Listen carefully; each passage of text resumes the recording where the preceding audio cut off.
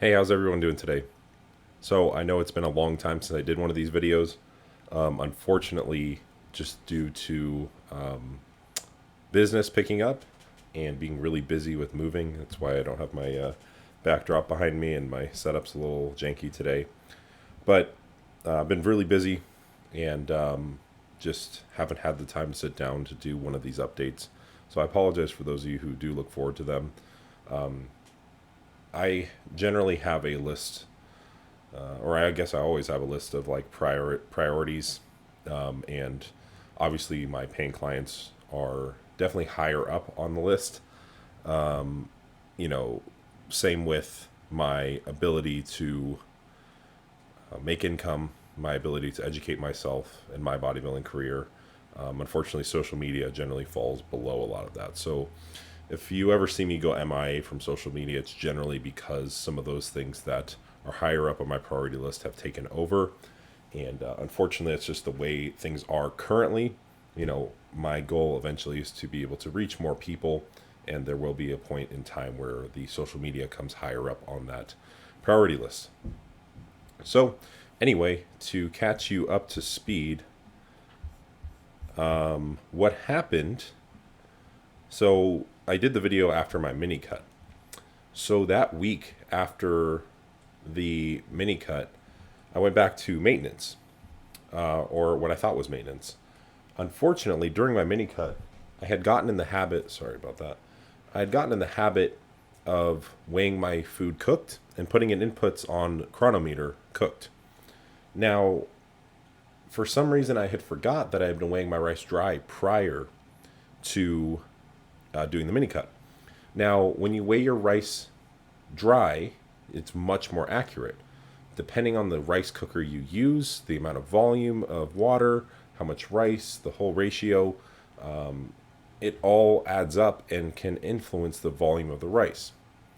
Now, I had forgotten that my pressure cooker made the rice volume very small. So what would happen is I can put 500 grams of dry rice in my regular rice cooker, and it'll almost double in volume, right? So it'll be, let's say that's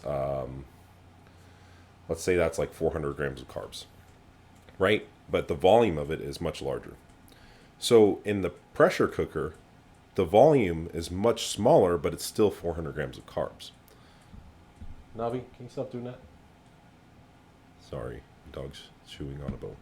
Anyway, so what had happened was I went off this weight that I had been using for rice, for my regular rice cooker, for a more normal measurement, forgetting that the volume is much lower. So what happened is I calculated this out midway through the week. I realized, oh shoot, this isn't the correct amount of rice. I did some math and realized I was overeating by somewhere between 500 and 1,000 calories a day. So I overshot my surplus. This was a nightmare. It was really frustrating because I executed the mini cut so well. I rebounded pretty hard, and I almost gained. I gained so much weight, and I just didn't. I didn't question it. I just was like, okay, I came off the mini cut, and I just need to trust my maintenance calories, which I had done previously on my last mini cut. And as you can see here, this is the week I started refeeding, right? Look, all the way back up to 250, 10 pounds in 1 week. Like, it's really upsetting for me, unfortunately. But, you know, Jared, my coach, kind of reassured me that, look, you're really big. A lot of it's going to go to glycogen storage. Unfortunately, I do feel it did affect my mass negatively, and there's not much I can do about it. I definitely feel like I rebounded with a good amount of fat gain, unfortunately. It doesn't matter because I'm going to do a cut pretty shortly, and I just need to stick it out. So anyway, I went back up to maintenance, a little bit less than maintenance to maybe account for some of this weight gain. But again, I think the state that I was in when I had that extra calories probably got a good amount of it as fat storage, unfortunately. So I'm actually here currently at 255. I've been at maintenance calories, and I have not adjusted my calories yet. So this is where I'm at currently. Again, that stuff's just kind of in the past. It is what it is, right? You make mistakes sometimes. I was pretty frustrated because I got a long time without a mistake, but it's bound to happen. So Pharmacology changes. What happened was I got out of the Minicut. After the week after the deload, I increased my dosages back up. So this is deload week. Or no, sorry, this is the week after deload week. Look up. Sorry, my dogs are biting each other. Still had the metformin in. Didn't want to take it out, especially because of the weight rebound and stuff like that. Brought some Lantus and some Hulog in because my carbohydrate volume is getting increased dramatically, and I'm also adding in more GH. GH, guys, Luca, Navi. Sorry, GH makes you more insulin resistant. So as a precautionary measure, since I'm taking my carbohydrates from like 250 up to almost 1,000, as a precautionary measure, I threw in some of this, some Lantus, which is a basal insulin, and some Humalog post-workout to help with the very large bolus of carbohydrates I have post-workout. Hopefully to attenuate some of that insulin resistance that GH causes. And then I kept telmisartan in, I kept metformin in just for the week, just because I had it in and I didn't want to change too many things all at once. So nebivolol still at 2.5 milligrams a day at that point, and telmisartan still at 20 milligrams. And I added in nandrolone NPP at 250 and increased my testosterone primobolan. So this is 1 gram total of gear. So brings me to the following. This is second week on mass, I believe. I pulled the metformin, still with everything the same, and then brings me to today. So I made some adjustments. Let me show you here. I've been checking in, and as you can see, my blood pressure has been linearly increasing since I got back on. Right, it was pretty good. This is around Minicut time, right? Came back, increased the food, blood pressure increased. But also, you got to keep in mind around this time that I also, around here, I brought my dosage back up. So, I thought that was a poor sleep measure, but yes, it had been increasing. So, heart rate increasing as well. Fasting blood glucose has also been increasing. So, lots of concerning things here. Obviously, some body fat gain, waist circumference had come back up. Hunger, pretty crazy. Sleep has gotten better this week. Life stress is pretty high just with moving and stuff. So anyway, what's going to happen? So I believe that my health is not trending in a good place because I've been on for a long time. Unfortunately, I need to go back and edit this, but I was on a maintenance for a while in here. But I've been on for a while, and what I'm thinking is that there's just a lot of stress accumulated from anabolic usage. Even just bringing that dosage down during the Minicut, maybe not enough to bring the stress down substantially enough. So I'm gonna probably pull bloods here in a week or two because I want to allow the hormones that are currently in my system to, be active and really see like what's going on. It takes the primobolan and testosterone probably a few weeks to accumulate. MPP not so much. And I just want to see what everything looks like at this dosage with these certain compounds. So I'm probably going to pull bloods in a week or two here. I had my blood pressure raising up pretty drastically, and I don't always give blood, as I mentioned in my one of my previous check-ins with my blood work, due to high hematocrit and hemoglobin. But when I notice my blood pressure is increasing as a result of hematocrit and hemoglobin potentially going up, or I just notice an acute spike in my blood pressure, then I donate. And I actually went in to donate the other day and had a what's the measure? It's over here. Yeah, I had a hemoglobin of 19, which is really high, really concerning. I'm really glad I went in when I did that. I'm not like, it's not bad for it to be high per se, but when it starts reaching like critical levels, it's dangerous for sure. So definitely was concerning. It did bring my blood pressure down a little bit by donating blood, but I'm thinking that I may need to come off potentially soon just due to the oxidative stress. And unfortunately, I'm very conscious of this. I always have been. I know I'm involved in a sport that is very stressful on the human body, and unfortunately, we've had a lot of deaths recently in bodybuilding. You know, I know that number is going to go up. Like in the next 5, 10, 15 years, we're going to see a lot of deaths. Very likely just due to the abuse of anabolics and how it has gotten worse and worse over the years and still is bad. People think they're immune to it, that it's not going to happen to them. I am trying my best to be on top of it. One thing that I have been neglecting is organ imaging. So currently I am asking around, calling different hospitals, trying to get a cardiac CT, which would assess the plaque buildup in my arteries. It's possible that I do have some due to skewed lipid profile over many years and, not being as smart with anabolics when I was younger. So that's something I'm working on currently. And if I ever see my health trending downward, I pull the plug.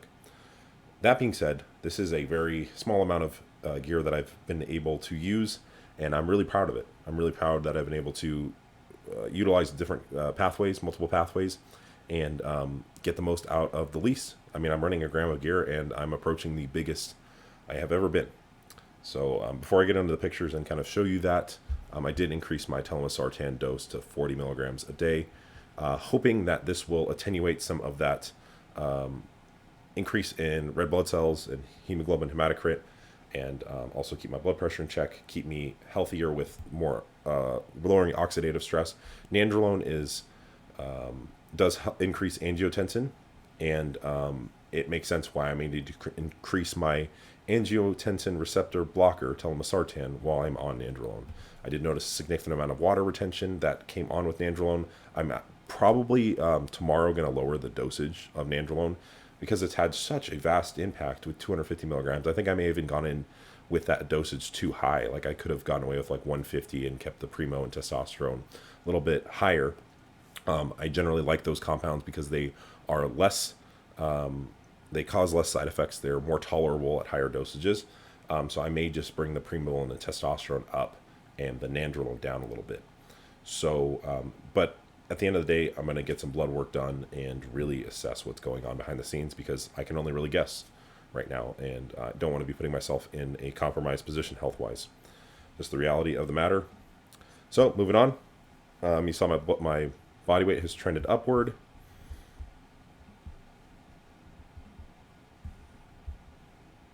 Sorry, let me get the bottom here. I haven't updated this sheet in a couple weeks. Again, I've just been very busy and just been trusting the maintenance calories. As you can see here, though, definitely some body fat. Oh, is that really? Definitely some body fat accumulation. Definitely some fullness for sure, and maybe some muscle mass accumulation too. Like pictures don't do it justice. Like I look significantly larger. And obviously it was depleted before and whatnot, but man, like night and day difference. And it's pretty cool to see. Like I finally feel like I'm actualizing my size potential here. Everything has finally built up. I've gotten my calories up to a decent level. I did the mini cut, stripped some fat off, refilled back out, and I feel like this is, what peak off-season physique is looking like. So really happy with that. I'll show you the actual changes here.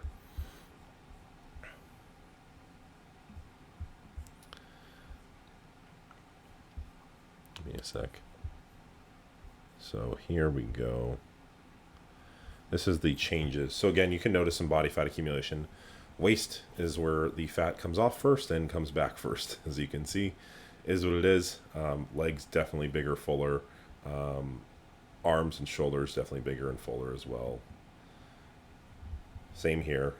Back. Hamstrings, again, lost definition, but I don't know if you can't really tell in this photo, but they have gotten much, much larger. This might help a little bit. You can see shoulder here, that rear delt, tricep, bicep, all pop in more. Chest, some more fullness up here in the upper chest. Hamstring, probably more surface area. It's hard to tell in this though. And then lat spread as well. You definitely have some more fullness. Well, I guess a little bit more fullness in the upper chest, a little less definition. legs full as well. So yeah. So, I mean, basically at this point, I'm just kind of trusting the process. I'm just going to write out well, likely from this point on, this week, my weight's probably going to start to maintain a little bit more, and I'll probably have to make a caloric adjustment next week. We'll probably pull labs here soon if the symptoms, the blood pressure and all that stuff is still trending in a negative direction. Maybe a more like reduced panel, just because it's more cost effective, and there's a couple things that I specifically want to test, such as my lipids and C-reactive protein and inflammatory markers and things like that. So moving forward, that's what's going to happen. I'm still going to write out the maintenance calories, keep training in check. As always, just hit all my training, make sure I'm getting enough sleep, and then I'll probably make a caloric adjustment next week. So I may check in with you then. I'm not going to look the best, unfortunately, here. That's just the nature of, getting towards the end of a mass gaining phase. And I would hope to hit home that you're not going to look your greatest year round. It's going to not be the prettiest towards the end of a mass gaining phase. I may look pretty large, but I also will have some body fat. I just am really excited to see what this is going to look like come show day. I mean, this is, 7 years and, a culmination of 12 years of work, and really feel like I'm kind of, looking like a bodybuilder, I guess. So anyway, I'll quit rambling. Hope this was insightful, and, I'll try to get these done as often as I can. Sometimes I have larger flux of clients, and clients may need more attention some weeks. So that's just what takes priority. But, I would like to do it more regularly. These months are going to be pretty crazy, but come prep time, I will have a more consistent schedule. So that I can almost guarantee. Anyway, thank you all for watching. I'll check in with you soon.